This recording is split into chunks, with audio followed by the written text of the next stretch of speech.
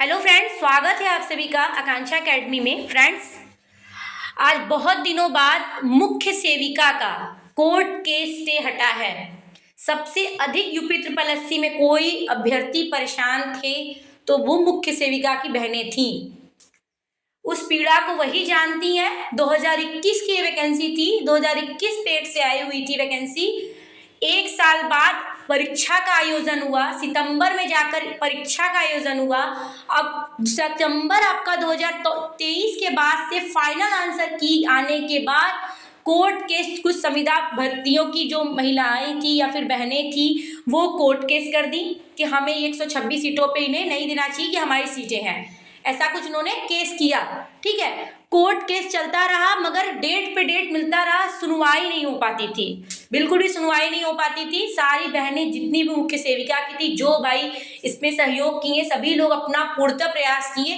Court case का जैसे ही number आता था सुनवाई टाल दी जाती थी, कल होगा, परसों होगा, 10 दिन बाद, 15 दिन बाद, ऐसे करते करते आप सोचिए कि 1 साल हो गए।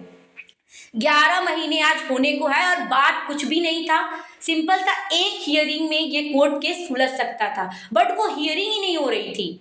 महिलाएं रोने लगती थी, इतना आयोग पे प्रदर्शन हुआ, सब कुछ हुआ, सब कुछ हम जानते हैं। ठीक है, तो फ्रेंड्स फाइनली ये मानसिक पीड़ा से राहत तो मिल गई है, कोर्ट केस से स्टे हट गया है, आपका परिणाम आपका जारी करने के लिए दिशा निर्देश मिल गया है। आप जल्द परिणाम को जारी कीजिए। सबसे पहले आपका डीवी का रिजल्ट आएगा, ये आप सबको पता है। डीवी के लिए शॉर्ट लिस्ट किया जाएगा।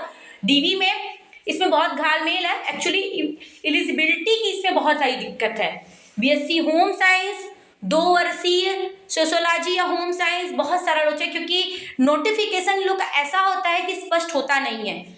तो बहुत सारी लड़कियां हैं जो बीएससी होम साइंस के भर दी हैं, कुछ तो बीएड में भर दिए हैं। सोशोलॉजी को लेकर इश्यू है, 2 साल में कुछ लोग हैं कि हम एलिजिबल हैं कि नहीं, कुछ लोग कहते हैं वो एलिजिबल नहीं है। ये सारी चीज़ें देखिए आयोग निर्धारित करेगा, क्योंकि उनके अगर नोटिफिकेशन में नहीं है तो ये हम आप तो बता नहीं सकते हैं कि क्या ये करेंगे। बट यहाँ सब पारदर्शिता हो, ये चीज़ें हैं। अगर आप किसी को रखिए तो सबको रखिए, निकालिए तो बाहर कीजिए, या फिर एक नोटिस निकाल के बता दीजिए कि ये सारे अभ्यर्थी एलिजिबल हैं, कि किसी का टाइम वेस्ट ना हो, कोई उम्मीद लगा के जाए वो वेस्ट ना हो, और जो अभ्यर्थी सच में एलिजिबल है वो बाहर हो जाते हैं। इससे क्या होगा कि कोई एलिजिबल नहीं है, वो डीवी कराने चला गया, शॉर्ट लिस्ट में पहुंच गया, बट वो तो पहुंच गया, बट पीछे का रैंक वाली लड़की नहीं जा पाई जबकि एलिजिबल थी।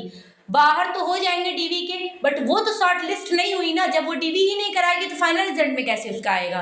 तो पहले ही अगर ये एलिजिबिलिटी क्लियर कर देती तो ये सारी चीजें डीवी में देखने को आपको नहीं मिलती। डीवी का कट ऑफ देखिए फाइनल रिजल्ट से 8-10 नंबर कम जाता है। ये सबको होप है कि जो भी अगर यूआर है, अगर 49+, 48+, 50+ भी है तो वो डीवी के लिए शॉर्ट लिस्ट हो जाएंगे। ओबीसी 2 नंबर आप कम मान के चलिए। देखिए अब क्या हो रहा है कि ओबीसी जनरल की सेम मेरिट रखी जा रही है डीवी कराने में, उनको उतना डाउन ले आया जाता है। अगर 50 तो ओबीसी का भी लगभग 50, 48 तक अगर ओबीसी के कैंडिडेट मिल रहा है तो 48 यूआर वो दोनों चला जाता है, ईडब्ल्यूएस। ठीक है, उसके बाद आपका SC ST का कम जाएगा। 45+ तक अगर जो भी है ना तो वो खुद को सेफ समझ सकते हैं डीवी के लिए। ठीक, डीवी से अगर 8-10 नंबर आपका ज़्यादा है तो फिर आप अपने फाइनल के लिए आप सिलेक्शन के लिए समझिए। ये सबको पता है और बताने की जरूरत नहीं है। काफ़ी दिनों से यूट्यूब पे ये सारी चर्चाएं हो रही हैं, कट ऑफ कितना जाएगा, तो मुझे कट ऑफ बताने की ज़रूरत नहीं है। मेरा एक्सपीरियंस यही कहता है कि इतना ही कट ऑफ जाना चाहिए। ठीक है, 60+ तक यूआर ही जाना चाहिए। 60, 49, 59, 60 तक ही यूआर का रहेगा, उससे ज़्यादा नहीं जाए तो अच्छा है। सारे कैंडिडेट जो भी एलिजिबल हैं वो बस सिलेक्शन हो जाए, उनका यही चाहिए। ठीक है, तो आज के न्यूज़पेपर में देख लेते हैं कि क्या लिखा है। सबसे पहले ये देखिए, सारा न्यूज़पेपर में आपका ये कवर है, भर्ती परीक्षा परिणाम जारी करने का निर्देश। हाईकोर्ट ने कहा मुख्य सेविका के 126 पदों को छोड़कर 2567 पदों पर परिणाम जारी किया जाए। ठीक है, SDM का रद्द करवाई से पहले मौका। ठीक, यहाँ पे देखिए कि मुकदमे के तीसरे गवाह नहीं हुए हाजिर। यहाँ पे लिखा है प्रयागराज इलाहाबाद कोर्ट ने उत्तर प्रदेश मुख्य सेविका भर्ती परीक्षा 2022 परिणाम पर रोक का आदेश संशोधित कर दिया है। कोर्ट ने कहा कि उत्तर प्रदेश अधीनस्थ सेवा चयन आयोग मुख्य सेविका के 126 पदों को खाली रखकर शेष पदों के लिए परिणाम घोषित कर सकता है। यह आदेश न्यायमूर्ति नीरज तिवारी ने दिया। उत्तर प्रदेश अधीनस्थ सेवा चयन आयोग के अधिवक्ता सिद्धार्थ सिंघल ने तर्क दिया कि 13 दिसंबर 2023 के अंतरिम आदेश से आयोग को मुख्य सेविका पद के लिए आयोजित चयन के संगत परिणाम घोषित नहीं करने का निर्देश दिया गया। उन्होंने कहा कि यह विवादित नहीं है कि केवल 126 उम्मीदवार मुख्य सेविका के पद पर नियुक्ति के लिए याचिका है, इसलिए यह याचिका स्वीकार होती है कि केवल 126 सेविका पद उन्हें दिए जाएंगे, जबकि 2693 पदों पर चयन हुआ है। उन्होंने 13 दिसंबर 2023 के आदेश इस सीमा तक संशोधित करने का अनुरोध किया है कि आयोग को शेष पदों के लिए परिणाम घोषित करने की अनुमति दी जाए। मुकदमे से जुड़े तथ्यों के अनुसार उत्तर प्रदेश अधीनस्थ सेवा चयन आयोग 2022 से मुख्य सेविका के 2693 पदों की अस्थायी नियुक्ति के लिए विज्ञापन जारी किया गया था। संविदा कर्मी अनीता सिंह और 74 अन्य याचिका पर हाईकोर्ट ने लिखित परीक्षा परिणाम रोक लगा दी थी। याचिका का कहना है कि यह संविदा कर्मी के रूप में 2003 से कार्यरत है, उनके नियमितीकरण मांग पर पहले फैसला लिया जाए, उनका ये कहना है। ठीक है कि हमको नियमित कर दिया जाए, ये हमारी सीट है, इस सीट को हमारे लिए प्रिजर्व मतलब रिजर्व रखा जाए, अगर इस पे हो गया तो हमारा नहीं होगा, उनका ये कहना है। ठीक है, यहाँ पे लिखा है कि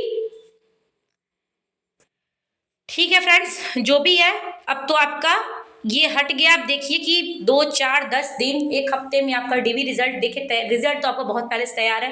फाइनल आंसर की आ ही चुकी थी, जो भी हेर फेर हुआ था उसमें हुआ था, और नॉर्मलाइजेशन का चक्कर है तो बहुत ज़्यादा फर्क नहीं देखने को मिलेगा। 2 शिफ्ट में एग्जाम हुआ है, बहुत ज़्यादा शिफ्टों में अगर पेपर होता है तो बहुत ऊपर नीचे फर्क देखने को मिलता है, बट 2 शिफ्ट है, 1-2 नंबर का ऊपर नीचे होगा, चाहे फर्स्ट शिफ्ट को मिले चाहे सेकंड शिफ्ट को मिले। ये हमारा आपका कोई मानकीकरण का वो नहीं है। कोई कहता है नहीं फर्स्ट शिफ्ट बहुत टफ था, कोई कहता है सेकंड शिफ्ट टफ था, दोनों का लेवल सेम था। कुछ में कॉन्सेप्चुअल क्वेश्चन थे, कुछ लॉन्ग क्वेश्चन। सेकंड शिफ्ट में क्या था कि थोड़े लॉन्ग क्वेश्चन थे, फर्स्ट शिफ्ट में कॉन्सेप्चुअल क्वेश्चन थे। तो देखिए जिस भी शिफ्ट में नंबर ज्यादा होंगे अभ्यर्थी के, उसको थोड़ा घाटा होता है। ठीक है, क्योंकि एवरेज मार्किंग निकाल जाती है। अगर सेकंड शिफ्ट में बहुत कम नंबर एवरेज आ रहा है और फर्स्ट शिफ्ट का बहुत ज्यादा आ रहा है तो वो सेकंड शिफ्ट वालों को फायदा होगा। सेकंड शिफ्ट का ज्यादा आ रहा है, फर्स्ट शिफ्ट का कम है, तो फर्स्ट शिफ्ट को फायदा होगा। ठीक है फ्रेंड्स, तो आप रिलैक्स रहिए, डीवी का रिजल्ट अब वेट करिए, काउंटडाउन शुरू हो चुका है, कभी भी आ सकता है। बेस्ट ऑफ लक जो भी अभ्यर्थी हैं। Thank you so much, keep watching.